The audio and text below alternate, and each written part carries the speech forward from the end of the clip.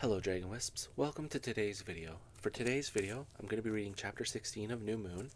Um, like I had mentioned, I'm working on getting more headway in it. We're actually decently past the halfway point, so that's pretty good. And hopefully we can get the book done soon. Um, Before I begin, I'd like to remind you to like the video and subscribe to the channel if you haven't yet to become a Dragon Wisp. And if you would like to support the channel more directly, you can do so at the Patreon link in the description below. Also, if you would like to join the Discord, feel free to comment, and I can put an invite link in the comments. Don't forget, you can also comment other things you'd like to see on the channel, role plays, songs, other things read, and yeah. Um, that's it for the intro, I guess, for now. So sit back, relax, and hopefully enjoy Chapter 16 of New Moon.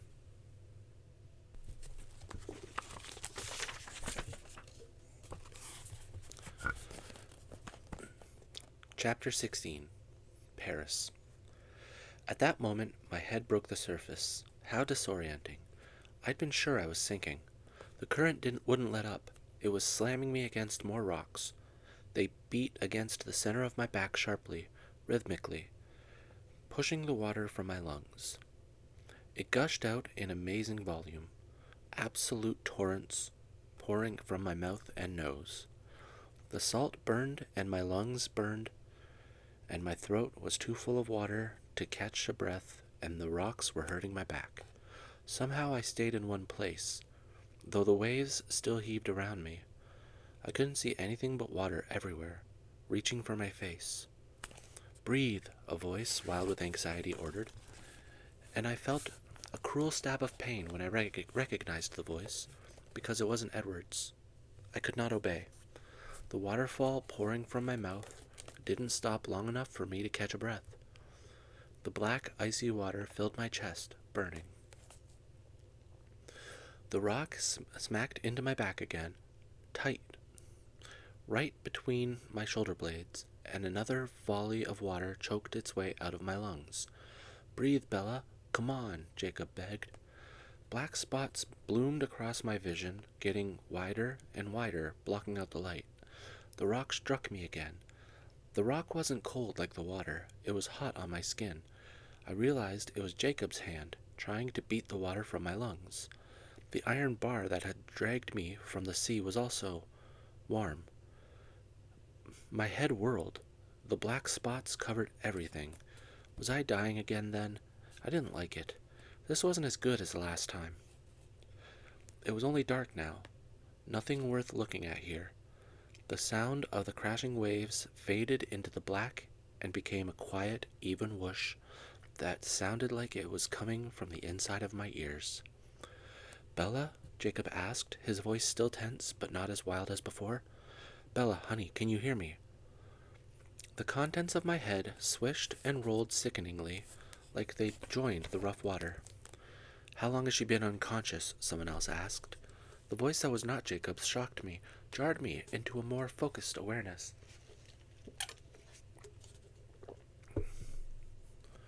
I realized that I was still. There was no tug of the current on me. The heaving was inside my head. The surface under me was flat and motionless. It felt grainy against my bare arms. I don't know, Jacob reported, still frantic. His voice was very close. Hands, so warm they had to be his, brushed wet hair from my cheeks.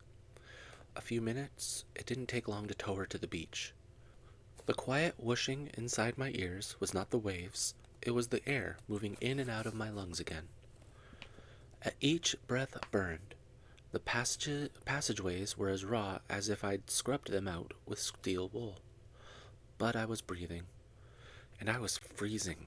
1,000 sharp, icy beads were striking my face and arms, making the cold worse. She's breathing. She'll come around. We should get her out of the cold, though. I don't like the color she's turning. I recognized Sam's voice this time. You think it's okay to move her? She didn't hurt her back or anything when she fell? I don't know. They hesitated. I tried to open my eyes. It took me a minute, but then I could see the dark purple clouds flinging the freezing rain down at me. Jake, I croaked. Jacob's face blocked out the sky. Oh, he gasped, relief washing over his features. His eyes were wet from the rain. Oh, Bella, are you okay? Can you hear me? Do you hurt anywhere? Just my throat. Sorry. Just my throat, I stuttered, my lips quivering from the cold. Let's get you out of here then, Jacob said. He slid his arms under me and lifted me without effort, like picking up an empty box. His chest was bare and warm. He hunched his shoulders to keep the rain off of me. My head lolled over his arm. I stared vacantly, back toward the furious water, beating the sand behind him. You got her? I heard Sam ask. Yeah, I'll take it from here. Get back to the hospital. I'll join you later. Thanks, Sam. My head was still rolling. None of his words sunk in at first. Sam didn't answer. There was no sound, and I wondered if he were already gone. The water licked and writhed up the sand after us as Jacob carried me away like it was angry that I'd escaped. As I stared wearily, a spark of color caught my unfocused eyes. A small flash of fire was dancing on the black water, far out in the bay. The image made no sense, and I wondered how conscious I really was. My head swirled with the memory of the black, churning water, of being so lost that I couldn't find up or down.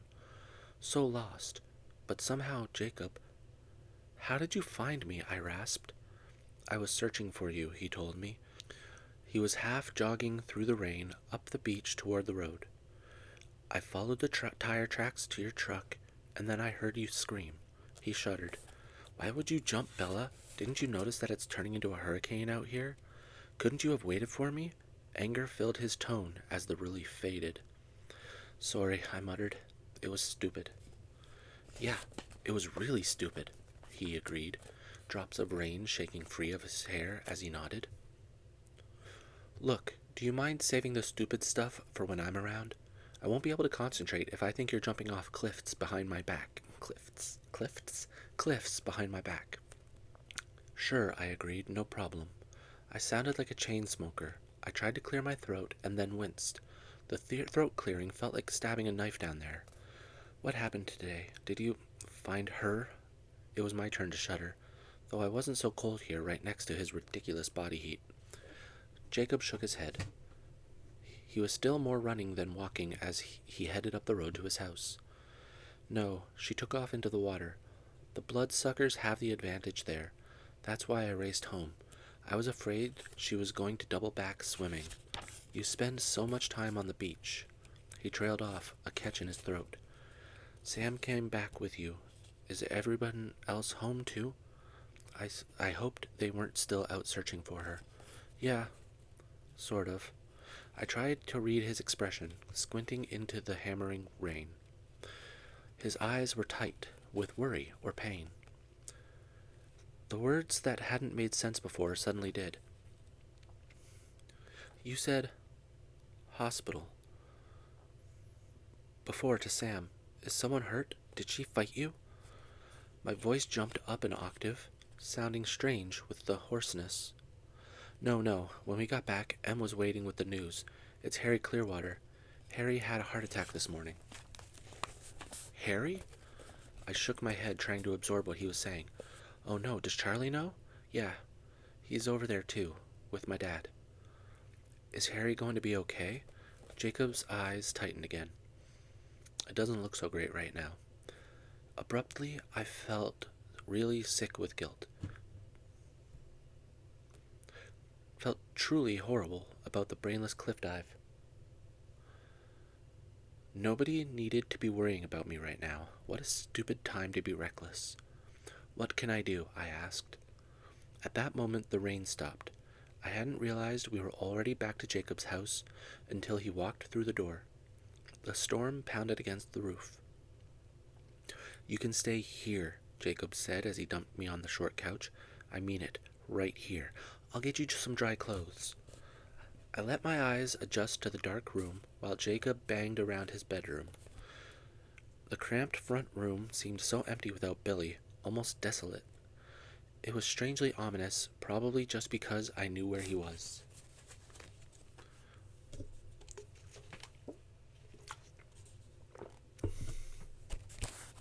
Jacob was back in seconds. He threw a pile of gray cotton at me. These will be huge on you, but it's the best I've got. I'll step outside so you can change. Don't go anywhere. I'm too tired to move yet. Just stay with me. Jacob sat on the floor next to me, his back against the couch. I wondered when he'd slept last. He looked as exhausted as I felt. He leaned his head on the cushion next to mine and yawned. Guess I could rest for a minute. His eyes closed. I let mine slide shut too. Poor Harry. Poor Harry. Poor Sue. I knew Charlie was going to be beside himself. Harry was one of his best friends. Despite Jake's negative take on things, I hoped fervently that Harry would pull through. For Charlie's sake. For Sue's and Leah's and Seth's. Billy's sofa was right next to the radiator, and I was warm now, despite my soaked clothes. My lungs ached in a way that pushed me toward unconsciousness rather than keeping me awake. I wondered vaguely if it was wrong to sleep, or was I getting drowning mixed up with concussions? Jacob began softly snoring, and the sound of it soothed like a lullaby. I fell asleep quickly. For the very first time in a very long time, my dream was just a normal dream. Just a blurred wandering through old memories, blinding bright visions of the phoenix sun, my mother's face, a ramshackle treehouse, a faded quilt, a wall of mirrors, a flame on the black water. I forgot each of them as soon as the picture changed. The last picture was the only one that stuck in my head. It was meaningless, just a set on a stage. A balcony at night, a painted moon hanging in the sky. I watched the girl in her nightdress lean on the railing and talk to herself. Meaningless, but when I slowly struggled back to consciousness, Juliet was on my mind. Jacob was still asleep. He'd slumped down to the floor, and his breathing was deep and even. The house was darker now than before. It was black outside the window. I was stiff, but warm and almost dry. The inside of my throat burned with every breath I took. I was going to have to get up, at least to get a drink, but my body just wanted to lie there limp, to never move again. Instead of moving, I thought about Juliet some more. I wondered what she would have done if Romeo had left her, not because he was banished, but because he lost interest. What if Rosalind? Wasn't it Rosaline? What if Rosaline? Yeah, it was Rosaline, not Rosalind. Rosaline had given him the time of day, and he'd changed his mind. What if instead of marrying Juliet, he'd just disappeared? I thought I knew how Juliet would feel. She wouldn't go back to her old life, not really. She wouldn't ever have moved on. I was sure of that. Even if she lived until she was old and gray, every time she closed her eyes, it would have been Romeo's face she saw behind her eyelids. She would have accepted that eventually.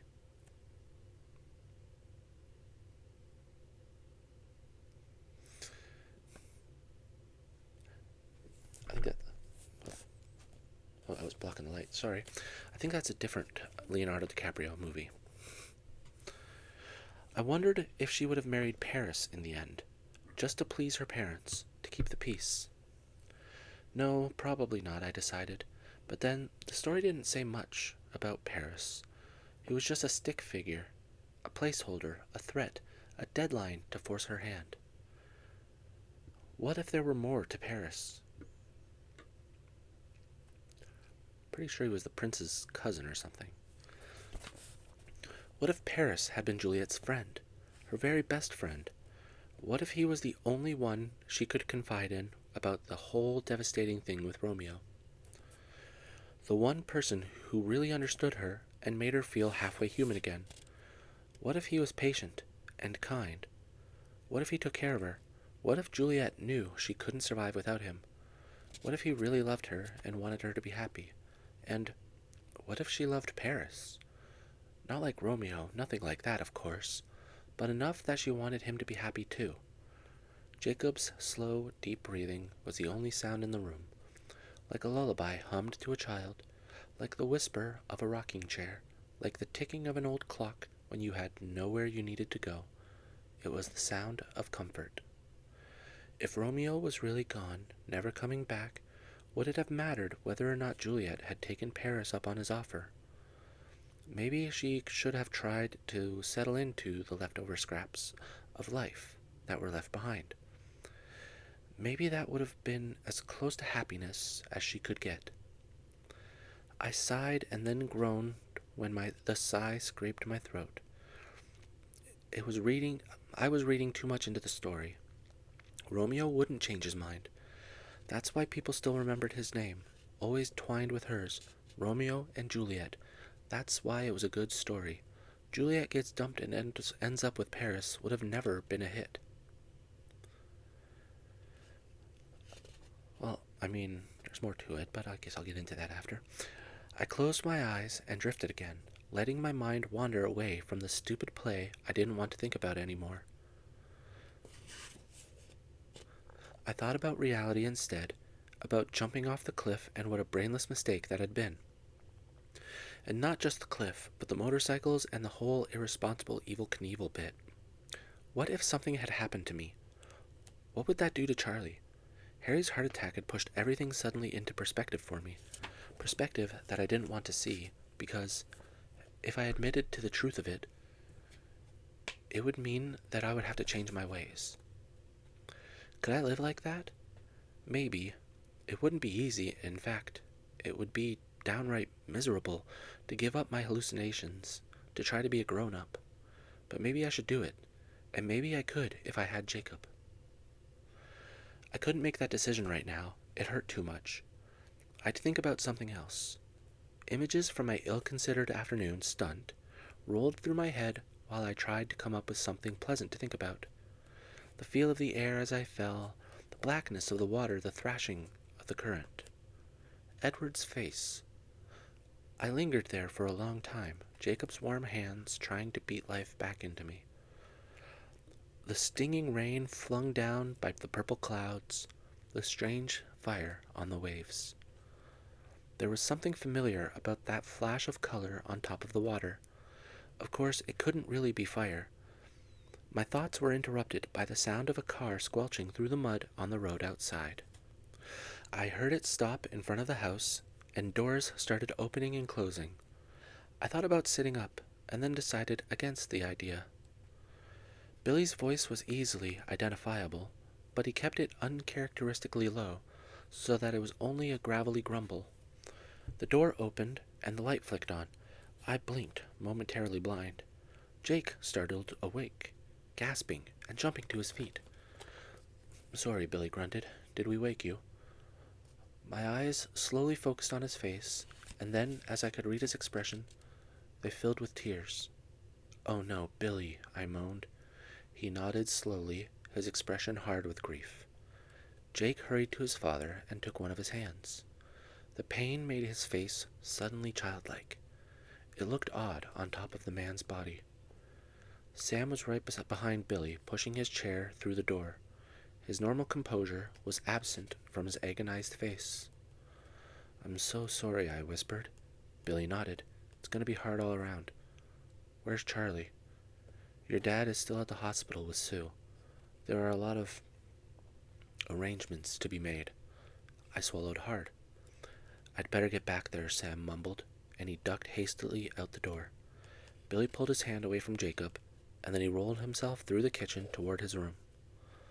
Jake stared after him for a minute, then came to sit on the floor beside me again. He put his face in his hands. I rubbed his shoulder, wishing I could think of anything to say.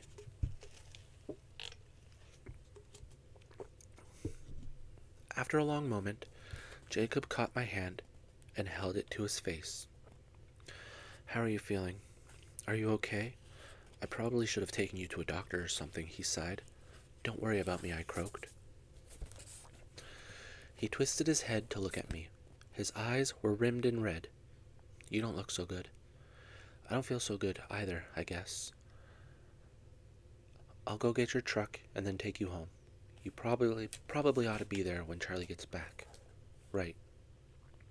I lay listlessly on the sofa while I waited for him.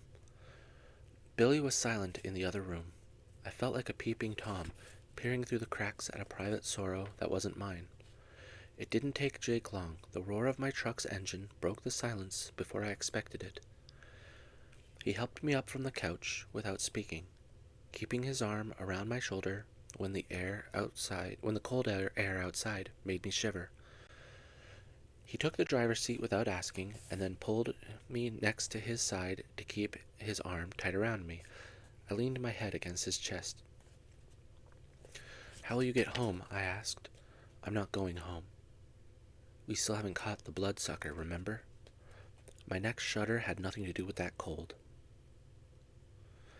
It was a quiet ride after that. The cold air had woken me up. My mind was alert, and it was working very hard and very fast. What if? What was the right thing to do? I couldn't imagine my life without Jacob now. I cringed away from the idea of even trying to imagine it. Somehow, he'd become essential to my survival. But to leave things the way they were, was that cruel, as Mike had accused? I remembered wishing that Jacob were my brother. I realized now that all I really wanted was a claim on him. It didn't feel brotherly when he held me like this. It just felt nice, warm and comforting and familiar. Safe. Jacob was a safe harbor. I could stake a claim. I had that much within my power. I'd have to tell him everything. I knew that. It was the only way to be fair. I'd have to explain it right, so that he'd know I wasn't settling, that he was much too good for me. He already knew I was broken. That part wouldn't surprise him, but he'd need to know the extent of it. I'd even have to admit that I was crazy, explain about the voices I heard. He'd need to know everything before he made a decision. But even as I recognized that necessity, I knew he would take me in spite of it all. He wouldn't even pause to think it through. I would have to commit to this, commit as much of me as there was left, every one of the broken pieces. It was the only way to be fair to him. Would I? Could I? Would it be so wrong to try to make Jacob happy, even if the love I felt for him was no more than a weak echo of what I was capable of, even if my heart was far away, wandering and grieving after my fickle Romeo? Would it be so very wrong? Jacob stopped the truck in front of my house, cutting the engine so it was suddenly silent. Like so many other times, he seemed to be in tune with my thoughts now. He threw his other arm around me, crushing me against his chest, binding me to him. Again, this felt nice. Almost like being a whole person again. I thought he would be thinking of Harry, but then he spoke, and his tone was apologetic. "Sorry. I know you don't feel exactly the way I do, Bells. I swear I don't mind. I'm just so glad you're okay that I could sing." And that's something no one wants to hear. He laughed his throaty laugh in my ear. My breathing kicked up a notch, sanding the walls of my throat. Wouldn't Edward, indifferent as he might be, want me to be as happy as possible under the circumstances? Wouldn't enough friendly emotion linger for him to want that much for me? I thought he would. He wouldn't begrudge me this, giving just a small bit of the love he didn't want to my friend Jacob. After all, it wasn't the same love at all. Jake pressed his warm cheek against the top of my hair. If I turned my face to the side, if I pressed my lips against his bare shoulder, I knew without any doubt exactly what would follow. It would be that easy. There would be no need for explanations tonight. But could I do it? Could I betray my absent heart to save my pathetic life? Butterflies assaulted my stomach as I thought about turning my head. And then, as clearly as if I were in immediate danger, Edward's velvet voice whispered in my ear, Be happy, he told me. I froze. Jacob felt me stiffen and released me automatically, reaching for the door. Wait, I wanted to say, just a minute. But I was still locked in place, listening to the echo of Edward's voice in my head. Storm-cooled air blew through the cab of the truck. Oh! The breath whooshed out of Jacob like someone had punched him in the gut. Holy crap! He slammed the door and twisted the keys in the ignition at the same moment. His hands were shaking so hard, I didn't know how he managed it. What's wrong? He revved the engine too fast. It sputtered and faltered. Vampire, he spit out. The blood rushed from my head and left me dizzy. How do you know? Because I can smell it. Damn it. Jacob's eyes were wild, raking the dark street.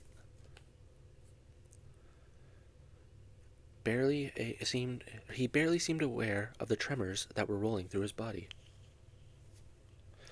Phase or get her out of here, he hissed at himself. He looked down at me for a split second, taking in my horror-struck eyes and white face, and then he was scanning the street again. Right. Get you out. The engine caught with a roar. The tires squealed as he spun the truck around, turning toward our only escape. The headlights washed across the pavement, lit the front line of the Black Forest, and finally glinted off a car parked across the street from my house. Stop, I gasped. It was a black car, a car I knew.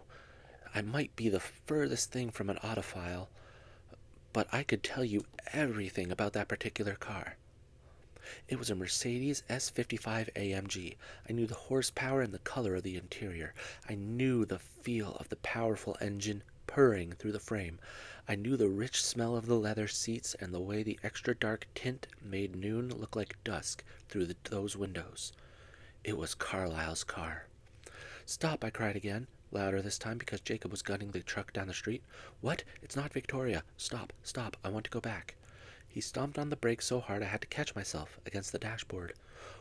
What? He asked again, aghast. He stared at me with horror in his eyes.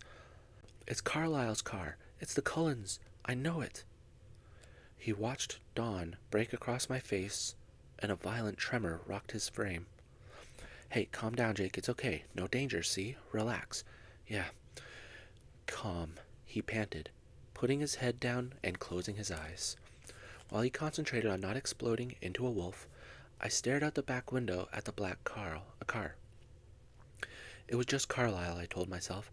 Don't expect anything more. Maybe Esme. Stop right there, I told myself. Just Carlisle. That was plenty, more than I'd ever hoped to have again.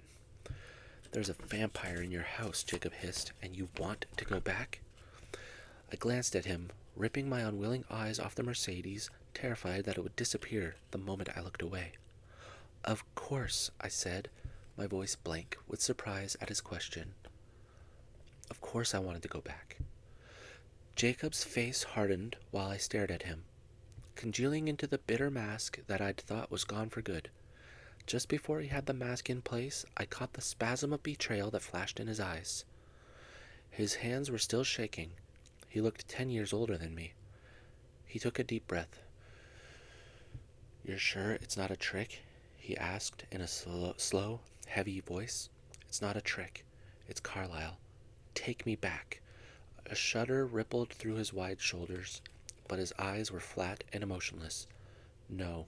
Jake, it's okay. No. Take yourself back, Bella.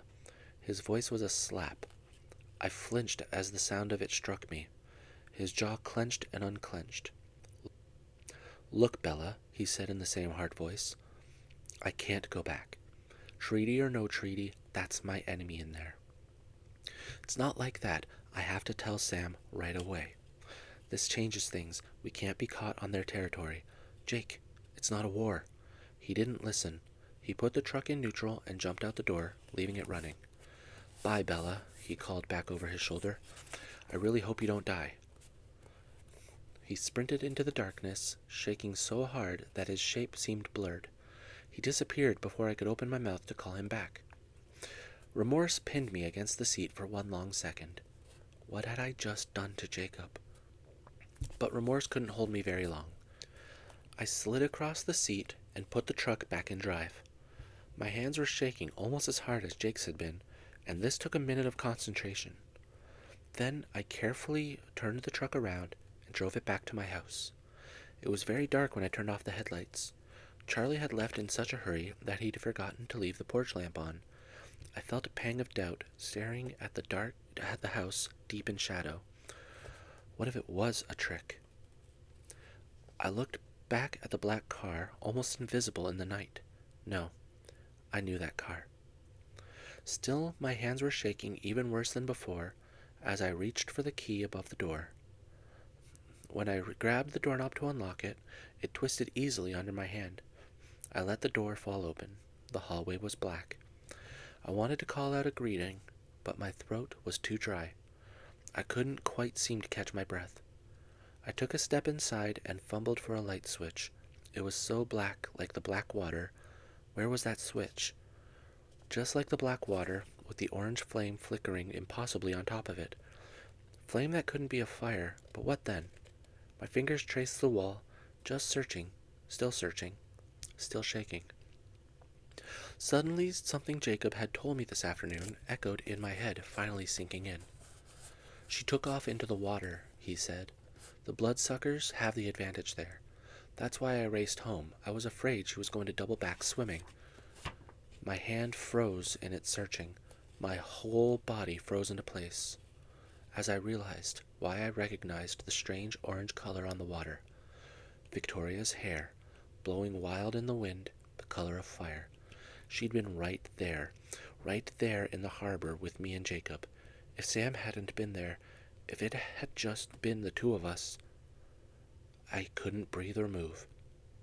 The light flicked on, though my frozen hand had still not found the switch.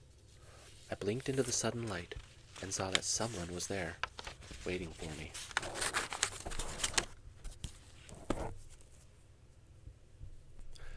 Thank you for joining me for Chapter 16 of New Moon. I hope you enjoyed it. There was at one point I said I would talk about it later, the Romeo and Juliet thing. I mean, it wasn't just the undying love between the two of them that made it so intriguing.